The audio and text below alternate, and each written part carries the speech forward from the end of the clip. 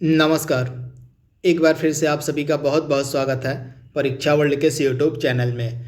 दोस्तों, आज से हम फिजिक्स यानी कि भौतिक विज्ञान के मोस्ट एक्सपेक्टेड प्रश्नों को पढ़ना स्टार्ट करेंगे। यह सीरीज आपकी आगामी एनटीपीसी की परीक्षा के लिए बहुत ही ज़्यादा महत्वपूर्ण है। अभी तक हमने बायोलॉजी के कई क्लासेस देख ली हैं, तो बायोलॉजी के वीडियोज़ को अभी के लिए हम फिलहाल रोकते हैं और आज से हम पढ़ेंगे भौतिक विज्ञान के प्रश्नों को। तो जो भी इम्पॉर्टेंट आपके फिजिक्स के यानी कि भौतिक विज्ञान के प्रश्न बन सकते हैं, जो आपके एनटीपीसी के परीक्षा के लिए महत्वपूर्ण होंगे, उनको हम डेली बेसिस पर कवर करेंगे। यह इस सीरीज़ का पार्ट 1 है। पार्ट 1 आपको कैसा लगा? अपनी प्रतिक्रिया, अपना सुझाव हमें कमेंट बॉक्स में अवश्य बताइएगा। तो चलिए वीडियो को शुरू करते हैं। पहला प्रश्न आपके स्क्रीन पर है, आवृत्ति को किसकी सहायता से मापा जाता है? यहाँ पे आवृत्ति की बात हो रही है, तो राइट आंसर क्या हो जाएगा? हर्ट्स में। आवृत्ति को जो है हर्ट्स में मापा जाता है। तो ये फैक्ट आप याद कर लीजिएगा। ऑप्शन आपका ए जो है बिल्कुल सही हो जाएगा। इसके अलावा अगला इम्पॉर्टेंट प्रश्न आपके स्क्रीन पर है, निम्नलिखित में से कौन सी सदिश राशि है? इसमें से आपको बताना है कि कौन सी सदिश राशि है, उसकी आपको पहचान। सदिश राशि नहीं है, यहाँ पे पूछा गया कि सदिश राशि नहीं है, उसकी आपको पहचान करनी है।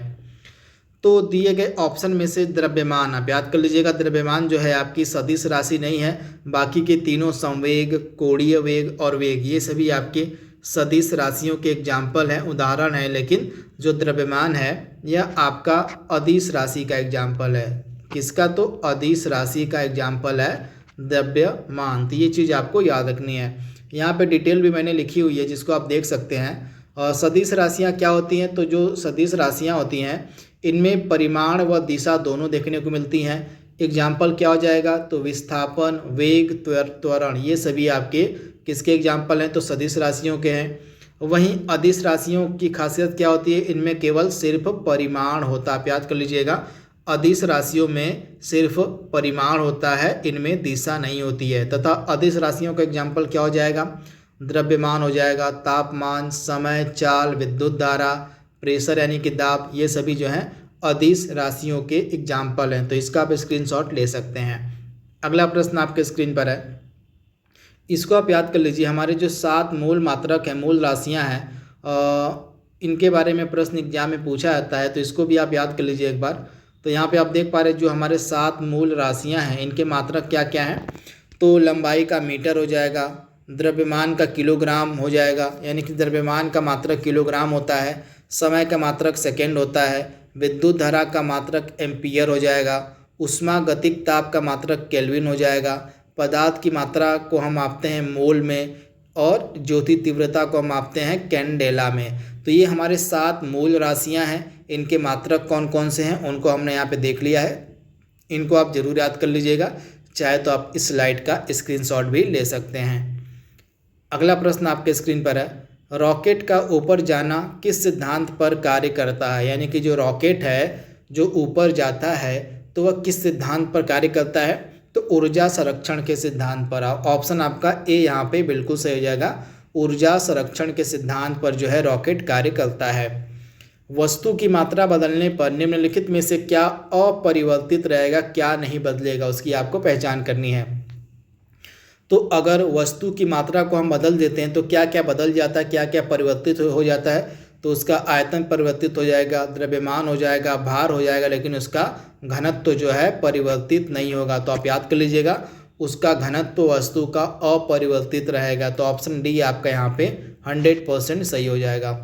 अगला प्रश्न आपके स्क्रीन पर है, न्यूटन के गति के प्रथम नियम को हम क्या कहते हैं? जो न्यूटन की गति का पहला नियम है इसको हम क्या कहते हैं? तो इसको हम जड़त्व का नियम या गैलीलियो का नियम भी कहते हैं। तो ऑप्शन आपका ए हमारा बिल्कुल सही हो जाएगा। जड़त्व का नियम या गैलीलियो का नियम इसको कहा जाता है। जो न्यूटन की गति का पहला नियम है इसको जड़त्व का नियम या गैलीलियो का नियम कहा जाता है। तो ये फैक्ट आपको याद रखना है। माइक्रोफोन के द्वारा जो है ऊर्जा का रूपांतरण किस रूप में होता है, उसकी आपको पहचान करनी है कि जो माइक्रोफोन होता है वह ऊर्जा का रूपांतरण कैसे करता है, किस रूप में करता है। तो आप याद कर लीजिएगा, जो माइक्रोफोन होता है वह ध्वनि ऊर्जा को विद्युत ऊर्जा में बदलता है। तो ऑप्शन आपका यहाँ पे जो सी है बिल्कुल सही हो जाएगा। ध्वनि ऊर्जा को विद्युत ऊर्जा में परिवर्तित करता है माइक्रोफोन। इसके अलावा कुछ अन्य यंत्र हैं, उनका क्या कार्य है, वे किस प्रकार ऊर्जा को रूपांतरित करते हैं, उन सभी को मैंने यहाँ पे लिखा हुआ है। यह एक ऐसा स्लाइड है जिससे प्रत्येक प्रकार की परीक्षाओं में प्रश्न बनता ही बनता है, तो इसको आप ज़रूर याद कर लीजिएगा। तो सोलर सेल का कार्य क्या होता है, तो जो सोलर सेल होती है यह सौर ऊर्जा को विद्युत ऊर्जा में परिवर्तित करती है। लाउड स्पीकर का कार्य क्या होता है, विद्युत ऊर्जा को ध्वनि ऊर्जा में बदलना। ट्यूबलाइट का कार्य क्या होता है, विद्युत ऊर्जा को प्रकाश ऊर्जा में बदलना। डायनामो का कार्य क्या होता है, तो जो डायनामो होता है यह यांत्रिक ऊर्जा को विद्युत ऊर्जा में परिवर्तित करता है, बदलता है। विद्युत बल्ब का कार्य क्या होता है, विद्युत ऊर्जा को प्रकाश एवं ऊष्मा में बदलना, याद रखिएगा आप। विद्युत हीटर का कार्य क्या होता है, तो विद्युत ऊर्जा को ऊष्मीय ऊर्जा में बदलना, यह कार्य होता है विद्युत हीटर का। और माइक्रोफोन का कार्य हमने अभी भी देखा है कि जो माइक्रोफोन होता है यह ध्वनि ऊर्जा को विद्युत ऊर्जा में परिवर्तित करता है। मोमबत्ती का कार्य क्या होता है, रासायनिक ऊर्जा को प्रकाश एवं ऊष्मा में बदलना, याद रखिएगा आप। विद्युत मोटर का कार्य होता है विद्युत ऊर्जा को यांत्रिक ऊर्जा में बदलना, याद रखिएगा। जो विद्युत मोटर होती है यह विद्युत ऊर्जा को यांत्रिक ऊर्जा में परिवर्तित करती है। सितार जो वाद्य यंत्र होता है, सितार वाद्य यंत्र यांत्रिक ऊर्जा को ध्वनि ऊर्जा में परिवर्तित करता है। वहीं पवन चक्की जो है गतिज ऊर्जा को यांत्रिक ऊर्जा में बदलती है। तो इन सभी को आपको याद रखना है, एकदम दिमाग में इनको बैठा लेना है। यहाँ से प्रश्न आपके एग्जाम में देखने को मिल सकता है। अगला प्रश्न आपके स्क्रीन पर है, चाबी भरी जो घड़ी होती है उसमें कौन सी ऊर्जा होती है। चाबी भरी घड़ी में कौन सी ऊर्जा होती है, तो राइट आंसर क्या हो जाएगा, गतिज ऊर्जा, सॉरी स्थितिज ऊर्जा, आप याद कर लीजिएगा। चाबी भरी घड़ी में स्थितिज ऊर्जा होती है, तो ऑप्शन आपका बी यहाँ पे 100% सही हो जाएगा। पानी का घनत्व तो अधिकतम कब होता है, आपको बताना है कि जो पानी का घनत्व तो होता है वह अधिकतम कब होता है। तो राइट आंसर क्या हो जाएगा, 4 डिग्री सेल्सियस पर जो है पानी का घनत्व तो अधिकतम होता है। तो ऑप्शन आपका बी यहाँ पे बिल्कुल सही हो जाएगा, ये चीज़ आपको याद रखनी है। इसके अलावा अगला प्रश्न आपके सामने है, किसी अंतरिक्ष यात्री को आकाश कैसा दिखाई देता है। बेहतरीन प्रश्न है। कोई अंतरिक्ष यात्री है, उसको जो है आकाश का रंग कैसा दिखाई पड़ता है, तो आकाश का रंग उसको काला दिखाई पड़ता है। तो ऑप्शन आपका ए यहाँ पे 100% सही हो जाएगा। नाभिकीय रिएक्टर में नियंत्रक के रूप में किसका प्रयोग किया जाता है। बेहतरीन प्रश्न है। नाभिकीय रिएक्टर में नियंत्रक यानी कि कंट्रोलर के रूप में हम किसका प्रयोग करते हैं, उसकी आपको पहचान करनी है। तो राइट आंसर क्या हो जाएगा, कैडमियम की छड़ का। ऑप्शन आपका यहाँ पे सी जो है बिल्कुल सही हो जाएगा। कैडमियम की छड़ का जो प्रयोग है यह नियंत्रक के रूप में होता है नाभिकीय रिएक्टरों में। तो ऑप्शन आपका सी यहाँ पे सही दिया गया है। अगला प्रश्न आपके सामने है, क्यूसेक की सहायता से हम क्या मापते हैं। जो क्यूसेक होता है इसकी सहायता से क्या मापा जाता है, तो राइट आंसर क्या हो जाएगा, जल का बहाव। ऑप्शन आपका सी यहाँ पे बिल्कुल सही हो जाएगा। जल का जो बहाव है उसको हम क्यूसेक की सहायता से मापते हैं। तो ये चीज़ आप याद कर लीजिएगा, जल का बहाव। डॉप्सन इकाई का प्रयोग किस लिए किया जाता है। डॉप्सन इकाई की यहाँ पे बात हो रही है। तो राइट आंसर क्या हो जाएगा, डॉप्सन इकाई का जो प्रयोग है यह ओजोन परत की मोटाई को मापने में किया जाता है। तो ऑप्शन आपका सी यहाँ पे सही है, ऑप्शन सी। तो इसे आप याद रखिएगा, ओजोन परत की मोटाई मापने में डॉप्सन इकाई का प्रयोग किया जाता है। बेहतरीन प्रश्न है। अगला प्रश्न आपके सामने दिया गया है, स्वतः चालित गाड़ियों में ब्रेक में किस प्रकार की व्यवस्था होती है। जो स्वतः चालित गाड़ियां होती हैं उनमें जो है ब्रेक में क्या लगा, किस प्रकार का ब्रेक का प्रयोग होता है, तो आप याद कर लीजिएगा, हाइड्रोलिक ब्रेक का जो है स्वतः चालित गाड़ियों में प्रयोग होता है। तो ऑप्शन आपका डी यहाँ पे सही दिया गया है, हाइड्रोलिक ब्रेकों का। अगला प्रश्न है, रिएक्टर पैमाने का जो प्रयोग है क्या मापने के लिए किया जाता है। तो जो रिएक्टर पैमाना होता है उसकी सहायता से हम क्या मापते हैं, तो उसकी सहायता से भूकंप की लहरों का जो आयाम है वह मापा जाता है। तो आप याद कर लीजिएगा, ऑप्शन आपका बी यहाँ पे सही दिया गया है, भूकंप की लहरों का आयाम। अगला प्रश्न हमारे सामने है, फैदोमीटर की सहायता से हम क्या मापते हैं। बेहतरीन प्रश्न है। फेदोमीटर की सहायता से क्या मापा जाता है? तो राइट आंसर क्या हो जाएगा? समुद्र की गहराई को हम किसकी सहायता से मापते हैं, किस यंत्र की सहायता से मापते हैं? तो समुद्र की जो गहराई होती है उसको हम फेदोमीटर नामक यंत्र की सहायता से मापते हैं। तो ऑप्शन सी आपका यहाँ पे सही है। ब्लैक होल सिद्धांत की खोज किसके द्वारा की गई थी? ब्लैक होल सिद्धांत की जो खोज है किसके द्वारा की गई थी? तो राइट आंसर आपका क्या हो जाएगा? एस चंद्रशेखर के द्वारा। ऑप्शन आपका ए यहाँ पे सही दिया गया है, एस चंद्रशेखर। हाइड्रोजन बम किस पर आधारित होता है? जो हाइड्रोजन बम है यह किस पर आधारित होता है? तो आप याद कर लीजिएगा, हाइड्रोजन बम जो है नाभिकीय संलयन के सिद्धांत पर आधारित होता है। तो आप याद कर लीजिएगा, बेहतरीन सा प्रश्न है।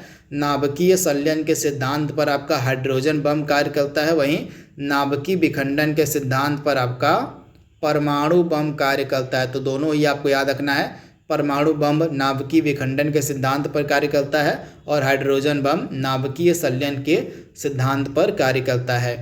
क्यूरी जो है किसकी इकाई है? क्यूरी की बात यहाँ पे हो रही है, यह किसकी इकाई है? तो राइट आंसर आपका क्या हो जाएगा? रेडियो एक्टिविटा की, यानी कि आप याद कर लीजिएगा, ऑप्शन आपका डी यहाँ पे बिल्कुल सही जगह। रेडियो एक्टिविटी की इकाई होती है क्यूरी। तो ये फैक्ट आपको याद रखना है। अगला प्रश्न आपके सामने दिया गया है, रिंगलमेन स्केल जो है इसका प्रयोग किसके घनत्व को मापने के लिए किया जाता है? तो धुआं के। ऑप्शन आपका ए यहाँ जो है बिल्कुल सही हो जाएगा। रिंगलमेन स्केल का जो प्रयोग है धुआं के घनत्व को मापने के लिए किया जाता है। तो ऑप्शन ए आपका यहाँ पे बिल्कुल सही दिया गया है। निम्नलिखित में से किसका उपयोग ऊंचाई मापने के लिए किया जाता है? निम्नलिखित में से किस यंत्र का जो उपयोग है ऊंचाई मापने के लिए होता है? बेहतरीन सा प्रश्न है। तो राइट आंसर क्या हो जाएगा? अल्टीमीटर। अल्टीमीटर का जो प्रयोग है यह ऊंचाई मापने के लिए किया जाता है। तो ये फैक्ट आपको याद रखना है, अल्टीमीटर आपका राइट आंसर हो जाएगा। वहीं हाइड्रोमीटर की सहायता से हम क्या मापते हैं? तो अपेक्षिक घनत्व। आप याद कर लीजिएगा, जो अपेक्षिक घनत्व होता है,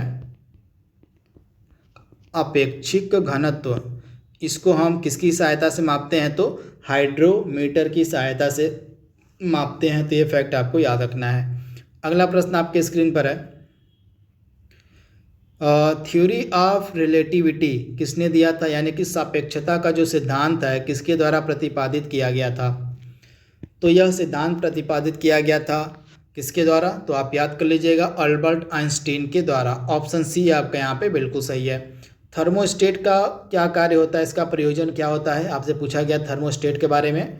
तो यह जो है तापमान को स्थिर रखने में मदद करता है। आप याद कर लीजिएगा, जो थर्मोस्टेट होता है यह तापमान को स्थिर रखने में सहायता प्रदान करता है। तो ऑप्शन बी आप याद रखिएगा। अगला प्रश्न आपके सामने है, गुरुत्वाकर्षण के सार्वभौमिक नियम का प्रतिपादन किसके द्वारा किया गया था? तो गुरुत्वाकर्षण का जो सार्वभौमिक नियम है इसका प्रतिपादन किसके द्वारा किया गया था? सर आइजैक न्यूटन के द्वारा। ऑप्शन ए आपका यहाँ पे 100% सही हो जाएगा। प्रकाश का रंग निर्धारित होता है किससे? प्रकाश का जो रंग होता है यह किससे निर्धारित होता है?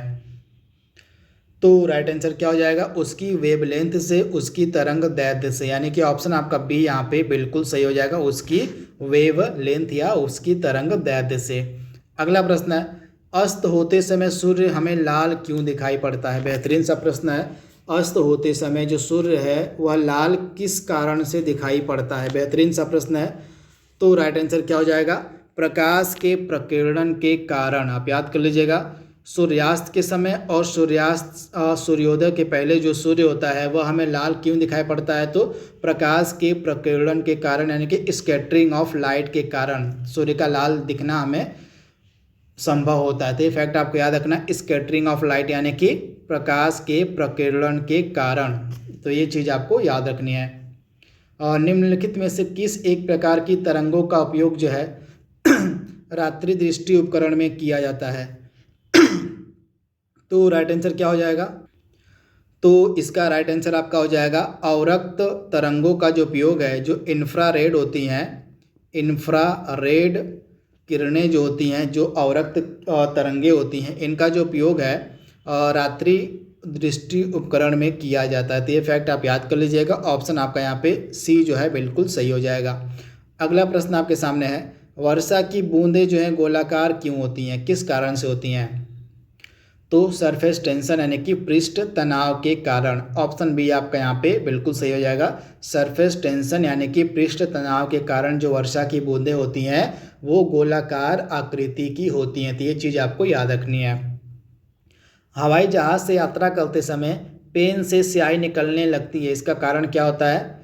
तो ऊंचाई के साथ साथ जो आपका प्रेशर होता है वो घटने लगता है। आप याद कर लीजिएगा, ऊंचाई के साथ साथ जो प्रेशर होता है वह घटने लगता है, जिस कारण से जो पेन होती है उससे उसकी स्याही निकलने लगती है। तो ये चीज़ आपको याद रखनी है। तो ऑप्शन आपका यहाँ पे जो ए है बिल्कुल सही हो जाएगा, वायुदाब में कमी के कारण। तो ये चीज़ आपको पता रखनी है, याद रखनी है। तो ऑप्शन ए आपका बिल्कुल सही हो जाएगा। अगला प्रश्न आपके स्क्रीन पर है, प्रकाश का वेग अधिकतम किस में होगा? आपको बताना है कि जो प्रकाश है, जो लाइट है, उसका वेग अधिकतम किस में होगा।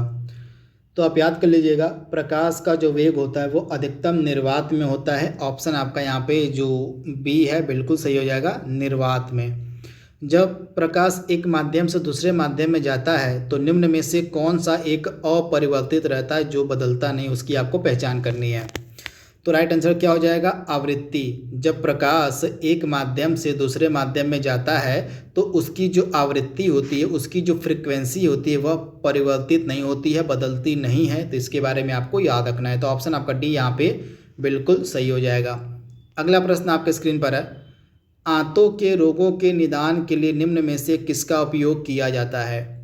तो आप याद कर लीजिएगा, आंतों के रोगों के निदान के लिए जो है एक्स किरणों का उपयोग किया जाता है। ऑप्शन आपका ए यहाँ पे बिल्कुल सही हो जाएगा, एक्स किरणों का। निम्न में से कौन मूल रंग है? मूल रंग की आपको पहचान करनी है कि कौन सा इसमें से मूल रंग है। बेहतरीन सा प्रश्न है। तो राइट आंसर क्या हो जाएगा? आपका ब्लू हो जाएगा, येलो हो जाएगा और आपका रेड हो जाएगा। ये आपके क्या होते हैं? तो ये आपके मूल रंग कहलाते हैं। ऑप्शन आपका ए यहाँ पे बिल्कुल सही हो जाएगा, लाल, पीला, नीला, ये आपके मूल रंग की कैटेगरी में आते हैं। अगला प्रश्न आपके स्क्रीन पर है, सबसे कम तरंग दैर्घ्य किस प्रकाश की होती है? आपसे पूछा जा रहा है कि सबसे कम तरंग दैर्घ्य निम्नलिखित में से किसकी होती है। यहाँ पे वेवलेंथ की बात हो रही है। तो आप याद कर लीजिएगा, सबसे कम जो तरंग दैर्घ्य होगी आपकी बैगनी कलर की होगी, यानी कि ऑप्शन आपका डी यहाँ पे बिल्कुल सही हो जाएगा, बैगनी की। और निम्नलिखित में से किस रंग का सबसे लंबा तरंग दैर्घ्य यानी कि वेवलेंथ होती है? तो सबसे लंबी वेवलेंथ होती है आपकी लाल रंग की। रेड कलर की जो वेवलेंथ होती है वो सर्वाधिक होती है, रेड कलर की। वहीं जो आपका बैगनी कलर होता है, बैगनी की सबसे कम होती है। तो ये फैक्ट आपको याद रखना है। अगला प्रश्न आपके सामने है, वाहनों में पीछे के यातायात को देखने के लिए किस दर्पण का प्रयोग किया जाता है? प्रश्न में पूछा क्या गया है कि वाहनों में पृष्ठ दृष्टि दर्पण, इसका मतलब क्या हो गया? यानी कि पीछे के यातायात को देखने के लिए किस दर्पण का प्रयोग किया जाता है? बेहतरीन प्रश्न है, एग्जाम ओरिएंटेड प्रश्न है। तो राइट आंसर क्या हो जाएगा? आपका उत्तल दर्पण का जो प्रयोग है यह पीछे के यातायात को देखने के लिए किया जाता है। वाहनों में आपने देखा होगा कि सीट के, ड्राइवर की सीट के बगल में एक छोटा सा बाहर की तरफ एक शीशा लगा होता है, तो वह जो शीशा होता है वह उत्तल दर्पण होता है तथा उसका जो प्रयोग है पीछे के दृश्य को देखने के लिए, पीछे के यातायात को देखने के लिए किया जाता है। तो ये फैक्ट आपको याद रखना है। तो उत्तल दर्पण आपका राइट आंसर हो जाएगा।